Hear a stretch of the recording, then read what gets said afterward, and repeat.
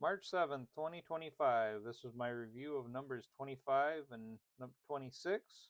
And Numbers 25 starts off with the men of Israel having sex with the Moabite women. They seduced them and they went off to worship their gods, caused them to sin in that manner, as well as well, I don't know if there's unfaithfulness, but at least promiscuity.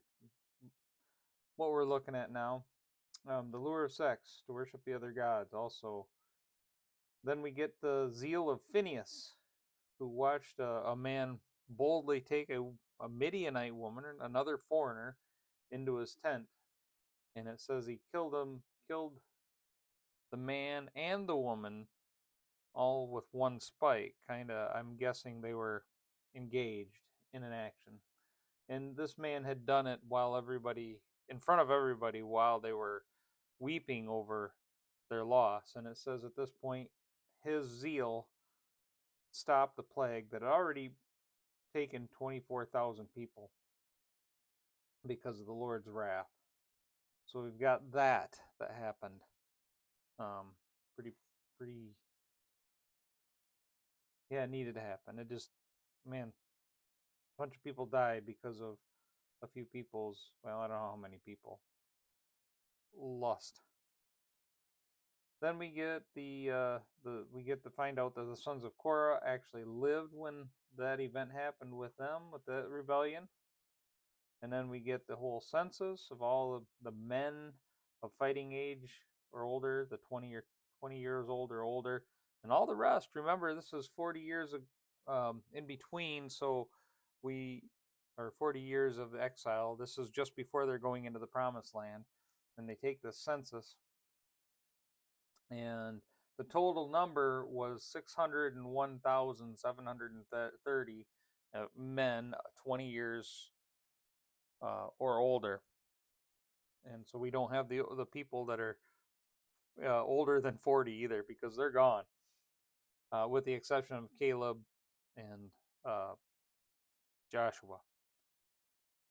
They're still there, and Moses is still there, but he's not going to make it because he rebelled. Then we have 23,000 Levites. Remember, the total number was 601,730. It was at the original census 603,550. So they went down a few, and there was some plagues in there, but a few people died off of old age and different things. So those were the numbers that we had to deal with and look at, I guess.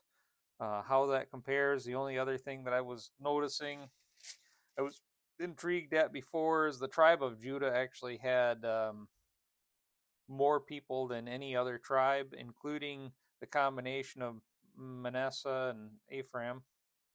But this time, the Joseph's boys actually descendants passed the tribe of Judah. They're the largest clan altogether, between the two of them anyway. Then some of the clans, well, the tribe of Dan only had 2 clans in it. That was kind of interesting. The Shumite clan and just the Shumite clan.